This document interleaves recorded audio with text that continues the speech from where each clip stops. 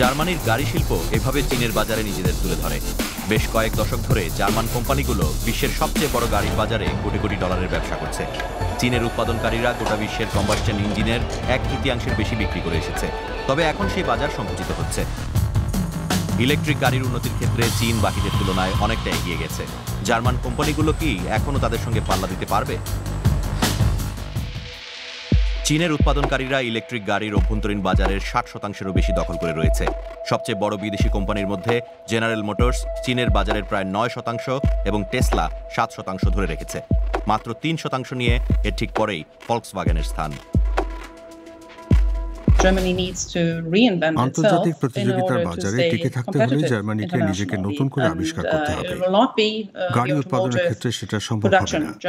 চীনের বিনিয়োগের সঙ্গে জার্মানি পাল্লা দিতে পারবে না। কিন্তু জার্মান কোম্পানিগুলো সেই বাস্তব মেনে নিতে প্রস্তুত নয়। তারা এখনও ইলেকট্রোমোবিলিটির ক্ষেত্রে সেরা অবস্থানের জন্য লড়াই থেকে সরে আসতে চায় না। প্রযুক্তির ক্ষেত্রে অতীতের ঘাটতি পূরণ করতে চীনে একাধিক গবেষণা কেন্দ্র গড়ে তোলা হচ্ছে। ইঞ্জিনিয়ারদের জ্ঞান কাজে লাগিয়ে চীন ও জার্মানিতে অবস্থিত জার্মান কোম্পানির কারখানায় বৈদ্যুতিক যান উৎপাদনে গতি আনার চেষ্টা চলছে। China has certainly become quite innovative, and German car makers want to tap into that. They want to tap into local know-how when it comes to software development, when it comes to battery development. Volkswagen, Mercedes ও BMW চীনা সহযোগীদের সঙ্গে সহযোগিতার সূচনা করতে 500 কোটি ইউরোরও বেশি অর্থ বিনিয়োগ করছে। চীনের গাড়ি ক্রেতাদের কাছে জার্মান ব্র্যান্ডগুলো জনপ্রিয় হলেও জার্মান গাড়ি তেমন বিক্রি হচ্ছে না। যানের মধ্যে ডিজিটাল প্রযুক্তির প্রয়োগ সবচেয়ে বড় সমস্যা। এছাড়া অটোনোমাস বা স্বচালিত ড্রাইভিং প্রযুক্তির ক্ষেত্রেও জার্মানরা পিছিয়ে রয়েছে। তবে শুধু চীনে নয়, জার্মানির উৎপাদনকারীদেরও বড় আকারে বিনিয়োগ করতে হবে।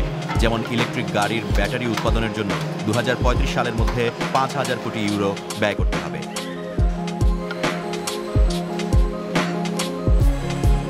প্রচলিত কম্বাসশন ইঞ্জিনের ব্যবসা থেকে পাওয়া কোটি কোটি ইউরোর মুনাফা কাজে লাগিয়ে একদিকে প্রযুক্তির উন্নতি ঘটিয়ে চলতে হবে, অন্যদিকে সেকেলে উৎপাদন প্রক্রিয়া বন্ধ করতে হবে।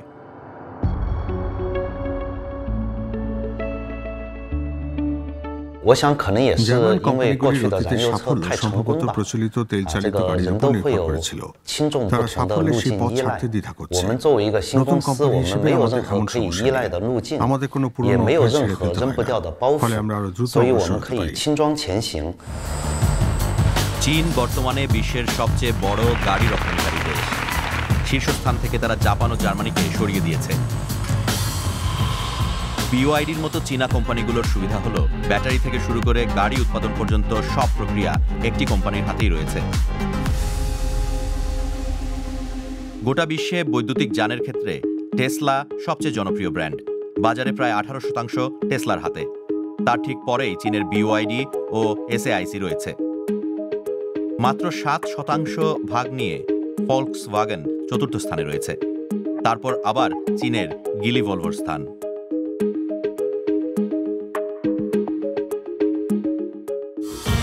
জার্মানির গাড়ি কোম্পানিগুলো আবার নতুন করে চীনের বাজারের প্রতি মনোযোগ দিচ্ছে। সেই কৌশল কাজ করবে কিনা আগামী কয়েক বছরেই তা জানা যাবে।